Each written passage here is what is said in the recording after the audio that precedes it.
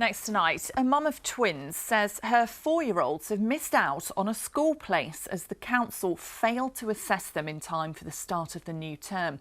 Kimberly from Derbyshire has 2 boys who need extra support in school, but she's now having to teach them at home as she waits to find out if they can secure a school place.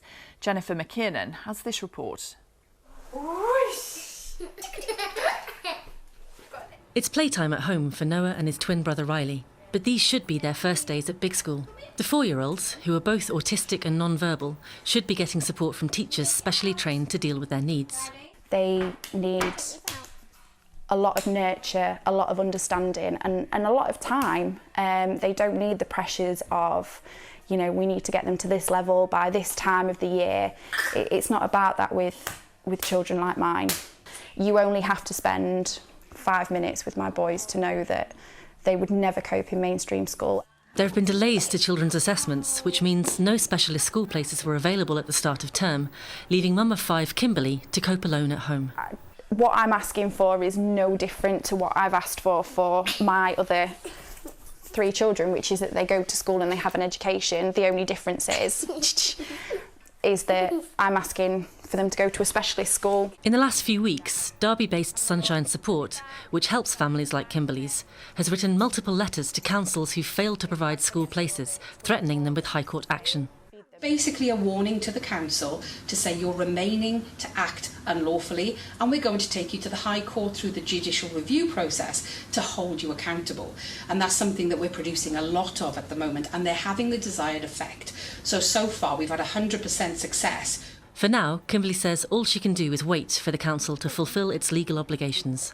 Nobody knows my children better than I do, and I feel like my voice is the last one to be heard all the time, which I think is completely wrong. And I said to the council this week, if I had neglected my children to the level that they are doing, they would have removed them from my care.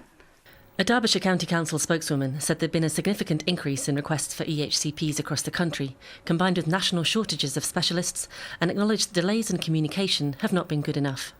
She added the council is extremely sorry for any children, families and schools who are being negatively affected, and £1 million has been invested to try and clear the backlog. Jennifer McKiernan, East Midlands Today, Derby. Well, a little earlier, I spoke to Kelly Jarvis from the organisation Sunshine Support, which helps families finding suitable education for their children. And I started by asking her just how common is this problem? It's all too common, sadly. We are seeing an ever increasing number of families come to us to enlist our services. It's terribly sad and a huge reflection of how broken the system is at the moment. I was going to say to you, I mean, why is this happening then? You say the system's broken. What's wrong with it? Every service is overstretched.